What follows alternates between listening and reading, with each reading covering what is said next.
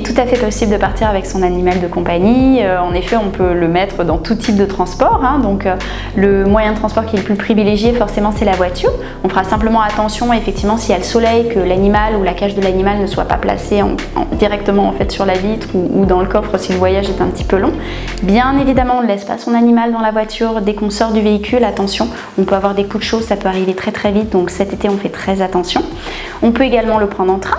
Donc pour le train, vous avez soit un petit billet forfaitaire si votre animal est de petit volume, soit pour les animaux qui sont un petit peu plus gros. À ce moment-là, on paye en général 50% du billet de train, mais il faut vous rapprocher en fait de la compagnie pour voir les modalités.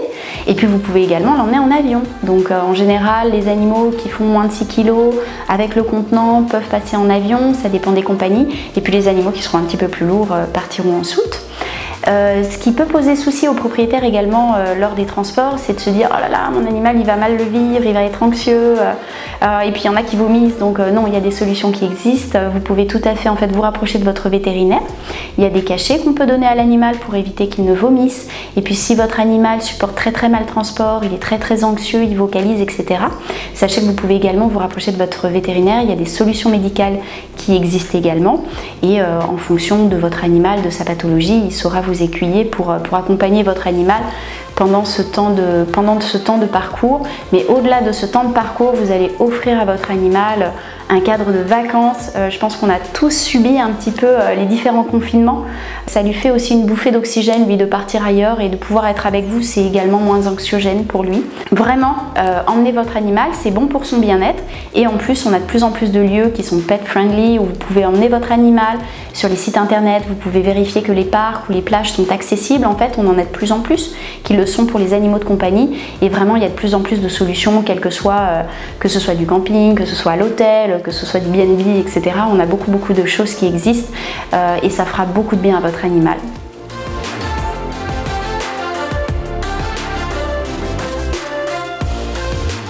Non, c'est faux. Il n'est pas forcément plus facile de partir avec un chien qu'avec un chat. Avec un chat, on peut tout à fait partir.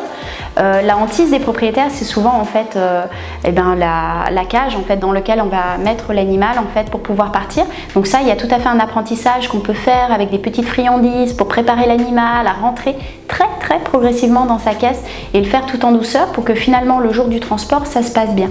Voilà, donc vous pouvez regarder des conseils, etc. par rapport à ça parce que c'est tout un apprentissage et on a vraiment la possibilité de conditionner l'animal pour lui dire bah, écoute, ça va bien se passer, tu vas voir. Voilà. Après, on a aussi potentiellement des solutions médicales en fait qui existent. Et puis par rapport au chat, et notamment quand vous êtes dans une vie très urbaine et que le chat n'a pas forcément d'accès à l'extérieur, que ce soit un balcon, que ce soit un petit extérieur, si vous avez la possibilité de l'emmener au vert, ça peut être super pour lui. Alors je sais qu'il y a beaucoup de propriétaires qui vont être très anxieux. Effectivement, il faut faire attention avec un chat à ne pas le laisser le premier jour de l'arrivée en fait en sortie directe. Mais voilà, il faut quand même un certain temps d'adaptation pour qu'il puisse repérer les bruits, etc. Mais ça peut vraiment être une plus-value et aussi une bouffée d'oxygène et participer à son bien-être. On a même des prescriptions en fait de cette mise au vert en fait pour des chats pour lesquels on repère des signes de mal-être en fait dans certains environnements. Voilà.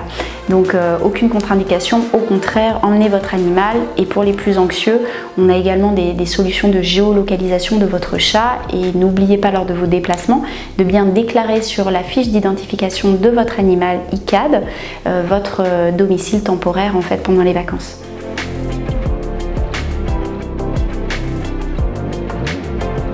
Vous aurez peut-être certains morphotypes, donc type brachycéphale, bulldog, qui supportent vraiment mal en fait de par leur anatomie et fortes températures et certains voyages. Donc par exemple les compagnies aériennes peuvent vous refuser ce type de chien en fait en transport.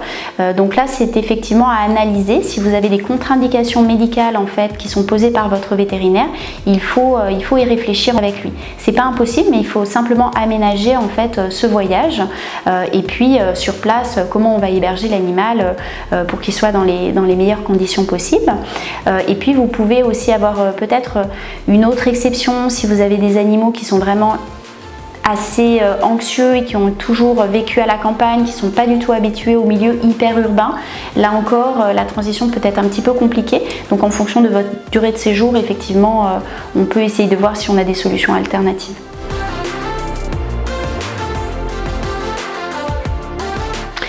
à fait, on a plusieurs modes de garde. Vous avez forcément des pensions canines, vous avez même des pensions félines, exclusivement félines, pour pouvoir s'occuper de votre animal. Et puis vous avez également d'autres solutions, donc vous pouvez avoir des proches, donc mettre l'animal chez un proche, ou le proche vient chez vous.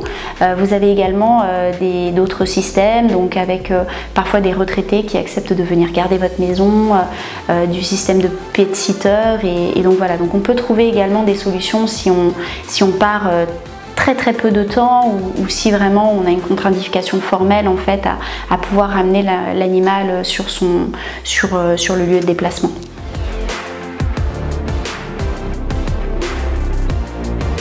Alors, en conclusion, vous l'aurez compris, il est toujours possible de partir avec son animal de compagnie.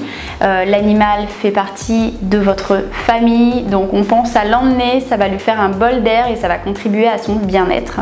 Il faut simplement s'organiser à l'avance et donc prendre le temps de planifier, que ce soit les transports ou peut-être le logement, mais tout comme vous planifiez en fait vos vacances, on intègre le fait qu'on a un animal de compagnie là-dedans. Et si jamais il y avait des petites exceptions pour lesquelles vraiment vous ne pouviez pas l'emmener, on a vu qu'il existe des solutions, il faut simplement en fait se renseigner, et tout ça pour finir sur le fait que l'abandon n'est pas une option.